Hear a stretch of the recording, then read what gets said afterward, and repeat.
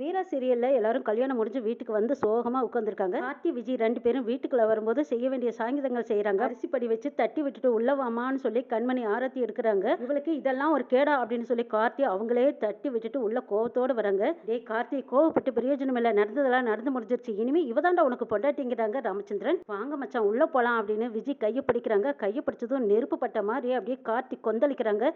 கையை விடுடி, அடைச்சி நீ எல்லாம் ஒரு பொம்பளையா அப்படின்னு சொல்லிட்டு கழுத்தை நெரிக்க போறாங்க. யாருமா சேர்ந்து தடுத்து நிறுத்துறாங்க. கார்த்தினால இதை ஏத்துக்கவே முடியல. செத்தா இவ சாவணும், இல்லைன்னா நான் தூக்கு போட்டு செத்துருவேன் அப்படிங்கிற முடிவுல இருக்காங்க கார்த்தி. அடப்போ மச்சான், இந்த மாதிரி வசனத்தை எல்லாம் எத்தனையோ சினிமாவில் நான் கேட்டுட்டேன்.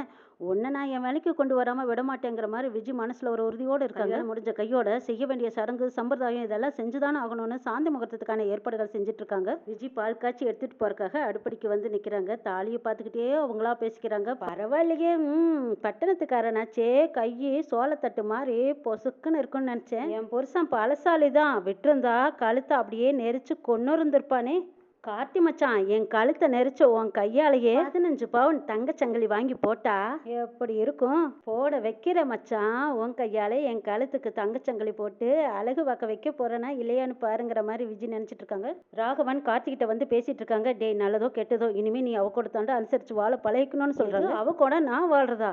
இல்ல அவளை கொன்னாலும் கொண்டுடுவேனே தவிர அவ கூட நான் சேர்ந்து வாழ மாட்டேன், இல்லைன்னா நான் தூக்கு போட்டு தொங்கிடுவேங்கிறாங்க. அங்க ராமச்சந்திரன் வராரு. பேசுனதெல்லாம் ராமச்சந்திரன் கேக்குறாங்க. ரெண்டுல ஏதாவது ஒண்ணு நடக்குமே தவிர என் உசுரே போனாலும் நான் அவ கூட வாழ மாட்டேன்னு சொல்றாங்க கார்த்தி.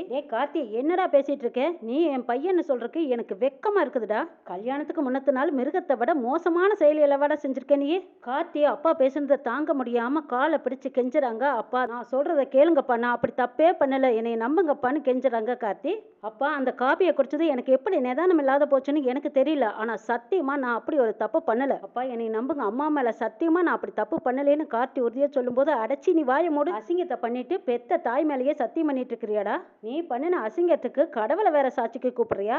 இதுதான் உன்னோட வாழ்க்கை. விஜய் கழுத்துல தாலியை கட்டிட்டு அவளை நீ ஏத்துக்கிட்டு வாழ்ந்துதான் ஆகணும். அந்த விஜயை வெட்டுறேன் குத்துறேன்னு ஏதாவது சொல்லிக்கிட்டு ஏதாவது பண்ணுனேன்னு பாத்துக்கோ, பையனு கூட பார்க்க மாட்டேன், கொன்னே போட்டுருவேன்னு சொல்லிட்டு ராகமச்சந்திரன் கோவமா போறாங்க. சாந்தி முகூர்த்தத்துக்கான ஏற்பாடுகள் செஞ்சுட்டு இருக்காங்க. அங்க அத்தை வந்து நிக்கிறாங்க. வள்ளியை பார்த்ததும் காலை பிடிச்சு கதறி அழுறாங்க. கார்த்தி, அத்தே நீ வளர்த்தின பையன், நான் இப்படி தப்பு பண்ணுவேனா? என்னை நீ நம்ப பண்ணல, நான் சொல்றத கேளத்த, இவ ஏமாத்தி என்ன கல்யாணம் பண்ணிட்டாத்த. என் குடும்பம் அந்த இடத்துல தலை குனிஞ்சு நின்னக்கூடாதுன்னு தான் நான் அவ கழுத்துல தாலியை கட்டினேன். சத்தியமா நான் எந்த தப்பும் பண்ணலைன்னு கதறி அழுறாங்க கார்த்தி. பாவம் விருந்து அழுதுகிட்டே போனா அவ மனநிலைமை எப்படி இருக்குன்னு தெரியல, நான் அவளை போய் பார்த்துட்டு வரேன்ட்டு போறாங்க கார்த்தி.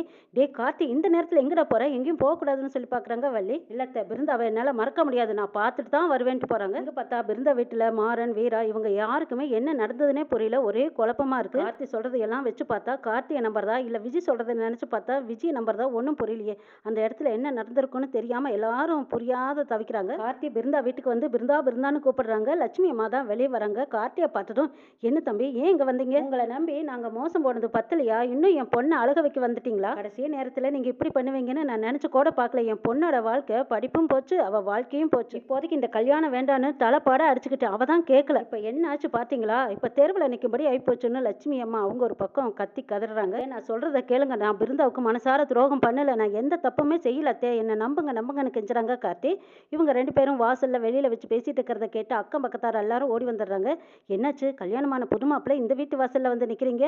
அதான் பிருந்தாவை கல்யாணம் பண்ணிக்கேன்னு ஆயிடுச்சுல்ல, அப்புறம் நீங்க கல்யாணம் பண்ண பொண்ணை விட்டுட்டு இங்க எதுக்குங்க தம்பி வந்தீங்க? போங்க நீங்க அப்படின்னு சொல்லவும், ஐயோ தயவு செய்து எல்லாரும் நான் சொல்றத கேளுங்க, நான் தப்பே பண்ணலைங்க சார, நான் பிருந்தாவை தான் நினைச்சேன், அவளை தான் கல்யாணம் பண்ணிக்கவும் ஆசைப்பட்டேன், நான் எந்த தப்பும் பண்ணல, என்ன யாரும் பழி சொல்லாதீங்கன்னு கெஞ்சிக்கிட்டு இருக்காங்க. அநியாயமா என் பேர்ல பழி சொல்லி கல்யாணம் பண்ணிக்கிட்டா, ஆனா அவ ஏன் இப்படி பண்ணனான்னு எனக்கு எதுவும் தெரியல. சத்தியமா அப்படி ஒரு தப்பை நான் பண்ணவே இல்லை, பிருந்தாவுக்கு துரோகம் பண்ணலைன்னு அடிச்சடி சத்தியம் பண்ணிட்டு இருக்காங்க கார்த்தி. இனிமே நீங்க என்ன சொன்னீங்கனாலும் இனி நாங்க நம்ப தயாரா இல்லை, இனிமே உங்களுக்கு வாழ்க்கை அவதான், அவளுக்கு நீங்க தான் தாலியை கட்டிட்டீங்க, இதுக்கப்புறம் என் பொண்ணை பார்க்க வராதீங்கிறாங்க லட்சுமி. சத்தம் கேட்டு பிருந்தா வெளியில வந்து பாக்குறாங்க. பிருந்தாவை பார்த்ததும் கார்த்தி கத்தி கதறி அழுதுகிட்டு, பிருந்தா சத்தியமா நான் தப்பு பண்ணல, உனக்கு துரோகம் பண்ணல, என் மனசுல இன்னமும் நான் உன்னைத்தான் நினைச்சிட்டு இருக்கிறேன், சத்தியமா நான் எந்த தப்புமே பண்ணல பிருந்தா, நீயாவது என்னை நம்புன்னு காலை பிடிச்சு கெஞ்சி கேட்டு போறாங்க. நம்ம 2 பேரும் தான் சேர்ந்து வாழணும், நம்ம 2 பேரும் சேர்ந்து வாழலாம், உன்னை நான் கல்யாணம் பண்ணிக்க தயாரா இருக்கேன், வா பிருந்தான்னு கூப்பிடுறாங்க. சொல்றாங்க. என்ன உளறீங்க? உங்களுக்கு கல்யாணம் நடந்து முடிஞ்சது. இதுக்கப்புறமும் என்ன பார்க்க வராதீங்க. இதுக்கப்புறம் உங்களுக்கு எனக்கு இனிமே எந்த சம்மந்தம் இல்ல. மரியாதையா உங்க வீட்டுக்கு போங்கங்கறாங்க பிருந்தா. பிருந்தா, நான் இங்க இருந்து உன்னை விட்டு போக மாட்டேன். நான் அவ கூட எல்லாம் சேர்ந்து வாழ மாட்டேன். சத்தியமா தப்பு பண்ணல பிருந்தா. போய் என் மனசு முழுக்க நீ தான் இருக்க. வாழ்ந்தா உன்னோடதான் வாழ்வேன். இல்லைன்னா சாவேனே தவிர அவளோட சேர்ந்து வாழ மாட்டேன். அந்த கூட்டத்துக்குள்ள விஜி வந்து எட்டி பாக்குறாங்க. எட்டி பார்த்ததும் இந்த இடத்துல நம்ம என்ன பேசினா சூடு பிடிக்கும்னு நினைச்சிட்டாங்க விஜி.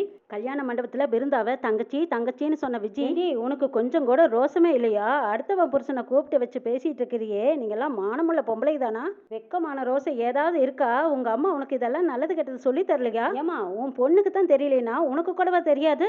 உன் பொண்ணை இப்படித்தான் அடுத்தவ புருஷன் கூட பேச பழக விடுவியா அப்படின்னு லட்சுமி அம்மாவை வாய்க்கு வந்தபடி தரமில்லாம பேசுறாங்க விஜி. பேசுனதை கேட்டதும் கார்த்தி பலார் பலார்னு விஜய் அரைறாங்க. இவங்க எல்லாரும் வெளியில சண்டை போட்டுட்டு இருக்கும்போது விஜய் வீட்டுக்குள்ள போனதுமே மருந்து எடுத்து குடிச்சிட்டு கதவை சாத்திடுறாங்க. லட்சுமி அம்மா உள்ள போய் விஜயை பாக்குறாங்க. விஜய் அப்படியே சாஞ்சாப்புல கிடக்கிறத பார்த்து கத்தி கதறாங்க லட்சுமி.